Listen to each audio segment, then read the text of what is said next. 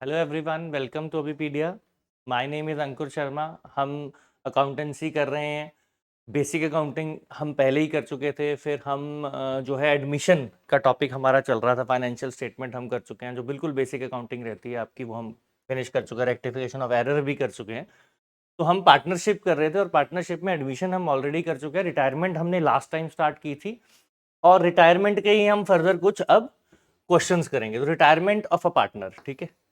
अब इसमें क्या है, देखो एमसीक्यूज में रिटायरमेंट ऑफ पार्टनर के पहला क्वेश्चन हम ले लेते हैं। तो राहुल, पहला क्वेश्चन आपका, Rahul and Sreesanth are partners. Rahul withdrew cash worth ₹5,000। Which account will be credited.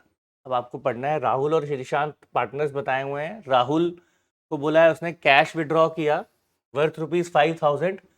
Which account will be credited, ये आपको पूछा है। राहुल का अकाउंट क्रेडिट होगा, श्रीशांत का अकाउंट क्रेडिट होगा, आपका कैश का अकाउंट क्रेडिट होगा, या इनमें से कोई भी अकाउंट जो है वो यूज नहीं होगा, ये आपको देखना है। तो अगर आप पढ़ेंगे क्वेश्चन, क्वेश्चन बहुत इजी है, बहुत बेसिक सा क्वेश्चन है, मुश्किल क्वेश्चन नहीं है ये। रीड करो, आंसर मुझे बताओ, नहीं तो फिर मैं इसको डिस्कस करता हूँ आपको क्वेश्चन को। तो Rahul and Sreesanth are partners. Rahul ने विड्रॉ किया कैश। देखा, जब हमने सोल प्रोप्राइटरशिप किया था, यानी कि जब हमने बेसिक फाइनेंशियल अकाउंटिंग वगैरह की थी, तो ये ड्राइंग्स होती है, अभी भी ड्राइंग्स ही है ना। पार्टनर ने कुछ नहीं, ओनर ने कुछ भी विड्रॉ कर लिया, अब यहाँ पे पार्टनर है, ओनर नहीं है, बट अगर पार्टनर या ओनर ने कुछ भी विड्रॉ कर लिया तो उसको हम ड्राइंग्स बोलते हैं। लेकिन ध्यान ये रखना है कि जब हम इनिशियली अकाउंटिंग सीखते हैं सोल प्रोप्राइटरशिप में, तो उसमें तो हम ड्राइंग्स को डेबिट कर देते हैं और क्रेडिट में डाल देते हैं कैश, ठीक है। अब वैसे तो इसमें यही पूछा है कि credited which account will be credited, तो बहुत आसान है। क्रेडिट में तो अभी भी कैश ही रहेगा, क्योंकि कैश जा रहा है, बहुत इजी है।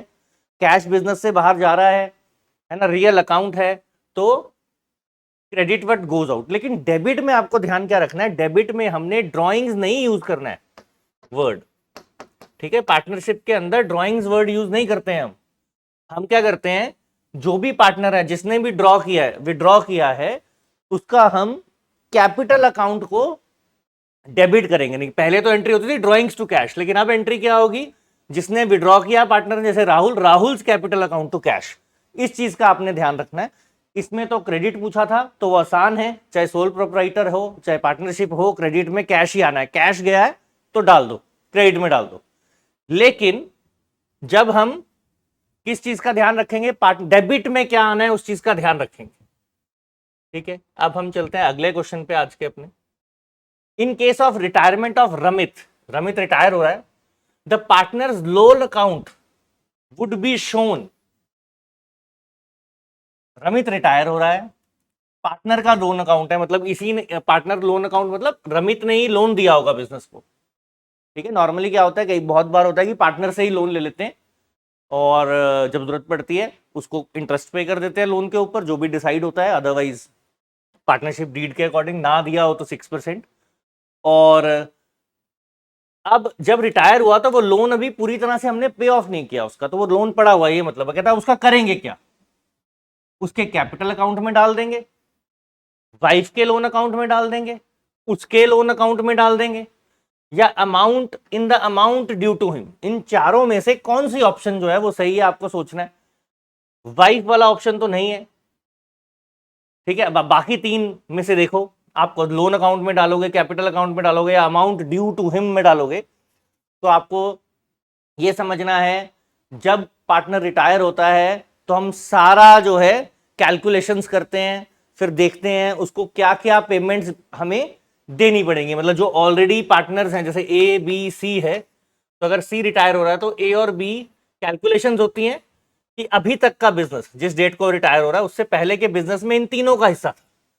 जब सी चला गया तो बाद में दोनों का हिस्सा रह जाएगा, लेकिन इस डेट को इसका फुल एंड फाइनल सेटल करना होता है सी का, तो उसके लिए हम कैलकुलेशंस करते हैं। तो उन कैलकुलेशंस के बाद जो भी अमाउंट ड्यू बनेगा, उसी अमाउंट के अंदर ये जो लोन देना है हमें पार्टनर को, वो भी उसके अंदर हम डाल देंगे। तो यानी कि डी ऑप्शन रहेगा आपका। अगर हम उसको लोन जो है वो नहीं देंगे, नहीं दे रहे हैं तो फिर हमें,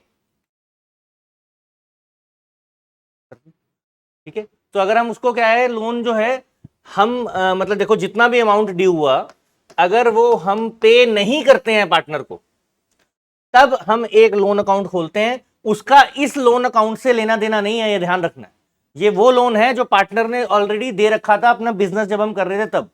रिटायर होने के बाद उसका फुल एंड फाइनल अमाउंट में इसको ऐड कर देंगे, ठीक है। तो इसको उससे रिलेट नहीं करना है कि जब हम उसे पेमेंट दे नहीं पाते हैं तो हम उसका लोन अकाउंट ओपन कर देते हैं, that is a different thing, ठीक है जी। नेक्स्ट क्वेश्चन आपका इसमें,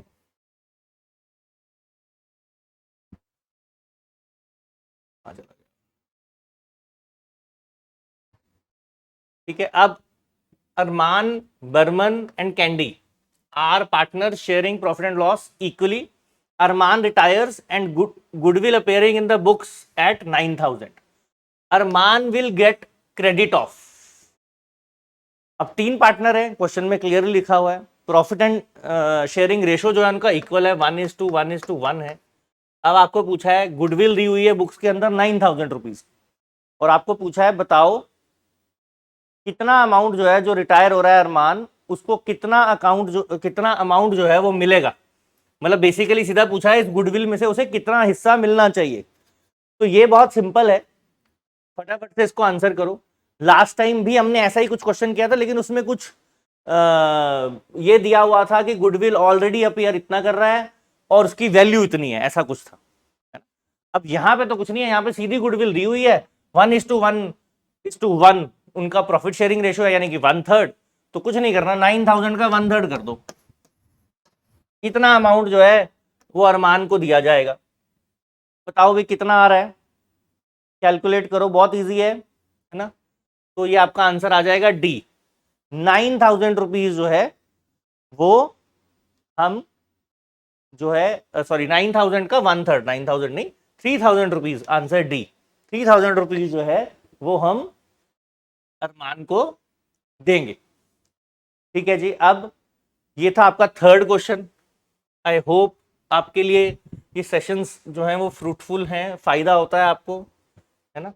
और जो भी टॉपिक आप करना चाहें, वैसे तो ऑलरेडी सारे टॉपिक्स जो भी इंपॉर्टेंट है वो मैं खुद ही कवर कर दूंगा स्लोली, है ना। लेकिन अगर फिर भी अगर आप कुछ चाहते हैं कि अभी तक जो टॉपिक हो गए हमारे, जितने भी टॉपिक हमने कर लिए, उसमें से किसी से आप रिवीजन चाहते हैं या चाहते हैं कि किसी पर्टिकुलर टॉपिक से और क्वेश्चंस करना चाहते हैं, तो वो आप मुझे जो है वो लिख सकते हैं, बता सकते हैं, तो हम उनको भी डिस्कस कर लेंगे। अभी अगले क्वेश्चन पे चलते हैं। XYZ are partner sharing profit in a ratio of 1/2, 1/3, 1/6। तो A retires, Y retires and his share is taken by X. Y retires, his share is taken by X and Z in ratio 5:3. What is the new profit sharing ratio?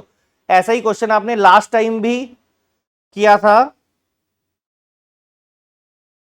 ऐसा question आपने last time भी किया था, लेकिन उसमें क्या था, उस क्वेश्चन में ये नहीं बताया हुआ था कि किस रेशो में वो शेयर ले रहे हैं, ऐसा कुछ नहीं बताया होता, कोई इंफॉर्मेशन नहीं थी कि वो बाद में क्या करेंगे उसके बारे में। लेकिन अब है, अब कहता है एक्स और जेड जो है, जो वाई का शेयर है ना, his share is taken by X and Z in ratio 5:3। तो कैलकुलेट करो कैसे बनेगा ये, 1:2, 1:3, 1:6 जो है इनका रेशो है। तो सबसे पहले तो क्या करना पड़ेगा, इनको सेम बनाना पड़ेगा, ठीक है। डिनोमिनेटर जो है वो हम क्या करेंगे, सेम करेंगे। तो डिनोमिनेटर जब हम सेम करेंगे तो सबका डिनोमिनेटर 6 बनाना पड़ेगा, तो इसको 3 से मल्टीप्लाई करेंगे तो ये हो जाएगा 3/6, ये आपका हो जाएगा 2/6, और ये तो ऑलरेडी 1/6 है। तो ये आ गया उनका रेशो, ठीक है। अब जो 3/6 है, जो किसका शेयर है, आपका एक्स का शेयर है,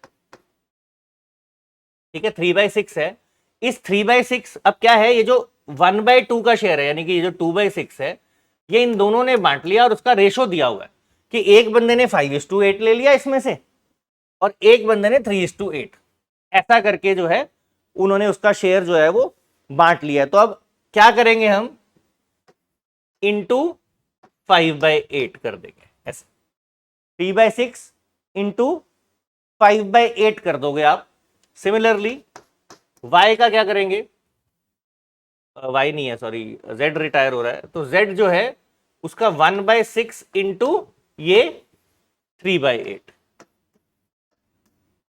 ठीक है। इस रेशो से ऐसे मल्टीप्लाई करेंगे। जब पिछला क्वेश्चन था उसमें कुछ मेंशन नहीं था, जब कुछ भी मेंशन नहीं होता तो उनका जो ओल्ड रेशो होता है वो उसी हिसाब से शेयरिंग जो है वो करते रहते हैं आगे भी प्रॉफिट की। लेकिन अब क्योंकि बता रखा है क्वेश्चन में कि वो 5:3 के रेशो से जो है वो y का शेयर आपस में बांट लेंगे, तो जो ये रेशो है उसको हम ऐसे करके जो है निकालेंगे। कितना आया देखो, ये आपका बना 15/48, ये आपका बना 3/48, ठीक है। अब ये क्या चीज है, ये है कि उन्हें कितना मिलेगा, ठीक है। अब रेशो कैसे बनाएंगे हम, x और z का रेशो कैसे बनेगा, ये वो पोर्शन आया जितना कि उनको मिला, ठीक है, दोनों को, कि उसका 5/8 मिल गया, 3/8 मिल गया, तो ये आप कह सकते हैं उनका गेनिंग रेशो आया। आप अब गेनिंग रेशो आ गया तो न्यू रेशो निकालना। न्यू रेशो कैसे आएगा, old ratio plus gaining ratio. Old ratio कितना है आपका 3/6, तो 3/6 प्लस 15/48, ठीक है। ये जो हमने निकाला ये उसका गेनिंग रेशो है। ये ध्यान रखना है कि गेन कितना किया, एक्स और जेड को कितना एक्स्ट्रा अमाउंट मिलेगा वो चीज है, ठीक है। अब उसको क्या किया, इसको गेनिंग रेशो को जो है इसमें ऐड कर दिया। सिमिलरली आप क्या करोगे, दूसरे का जो ओल्ड रेशो है वो 1:6 है, उसमें इसका गेनिंग रेशो जो है वो 3/48 ऐड कर देंगे, ठीक है। जब आप ऐसा करोगे, ऐड करोगे, इसको सॉल्व करोगे, तो आपका आंसर जो है वो 13:14 आ जाएगा, कि उनका जो न्यू रेशो है वो ये है। गेनिंग रेशो की बात करते तो वो 15:3 है, ठीक है। तो इसको गेनिंग रेशो नहीं समझ लेना है, सीधा सीधा उसमें लिखा है Y retire and share is taken by X and Z in this ratio, उसका शेयर इस रेशो में ले लिया उन्होंने, ठीक है।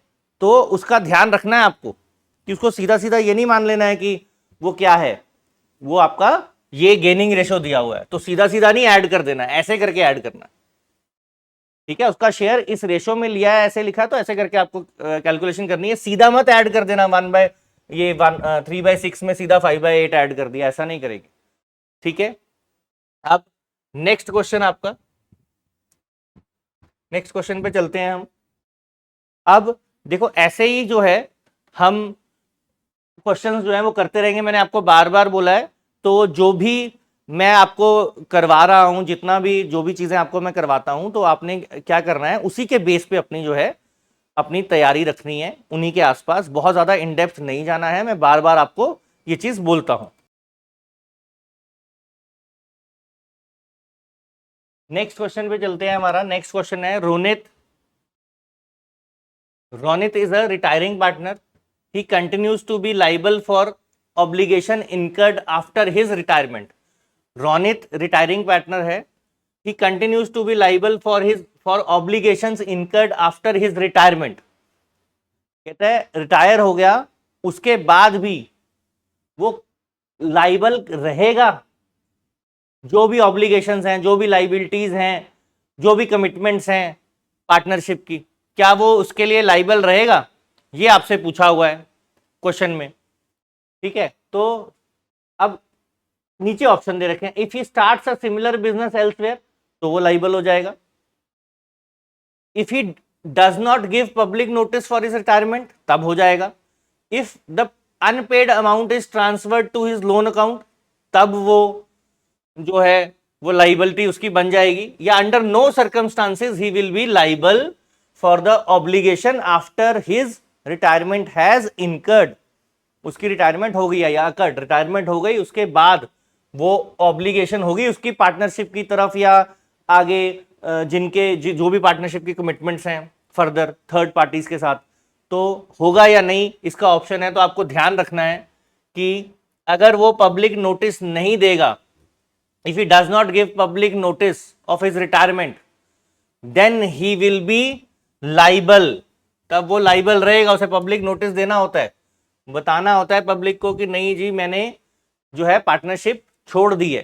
तो retirement continues to be liable for the third party for his act till such time that he or other members of the firm give public notice of his retirement. जब तक उसका पब्लिक नोटिस नहीं जाएगा तो उस date तक, जिस date तक वो नोटिस नहीं गया उस डेट तक वो लाइबल रहता है।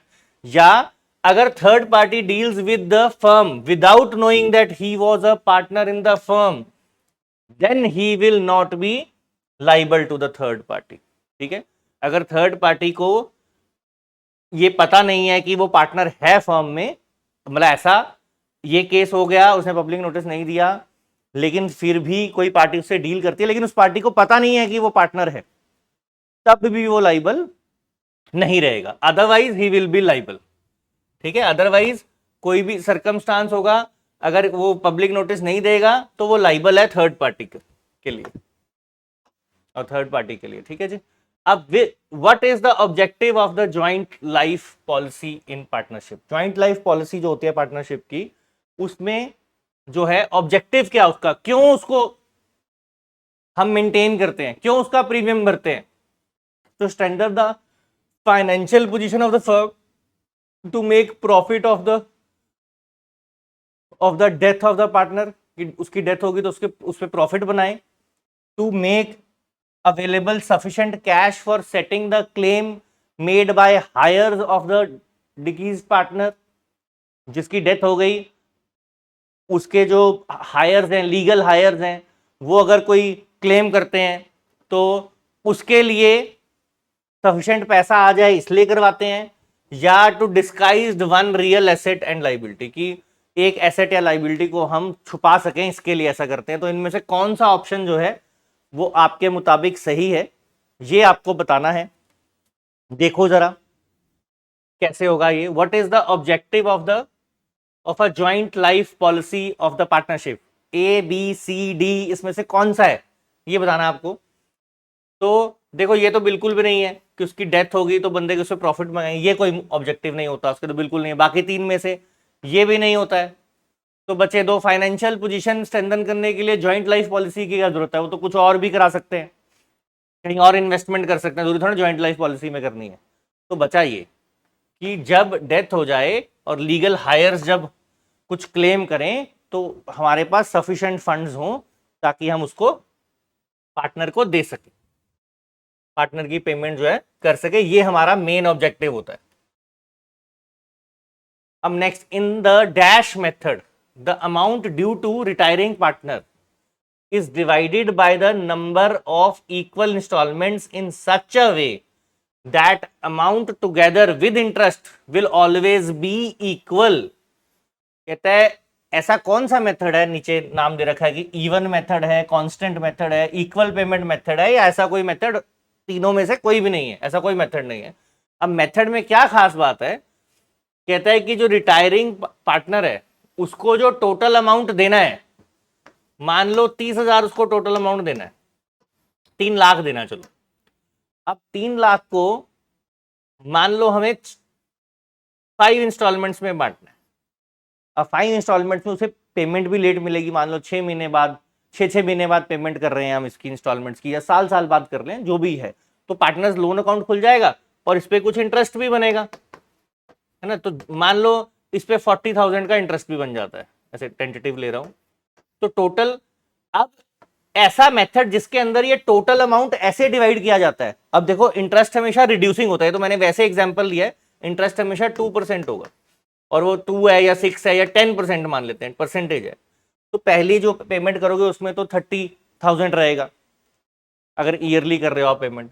दूसरी पेमेंट में अमाउंट कम हो जाएगा तो फिर बचे हुए अमाउंट पे रहेगा। कहने का मतलब ये है कि इंटरेस्ट वेरी करता रहेगा क्योंकि प्रिंसिपल जो है धीरे धीरे कम होगा, बट जो इंस्टॉलमेंट्स हैं, जो 5 इंस्टॉलमेंट्स हैं, उनका अमाउंट इक्वल रहना चाहिए। तो इस together with interest that amount of installment must be equal, ऐसा मेथड को बोलते क्या है? ये तो नहीं बोलते, ये भी नहीं बोलते, इक्वल पेमेंट मेथड बोलते हैं। ठीक है, वेरी सिंपल।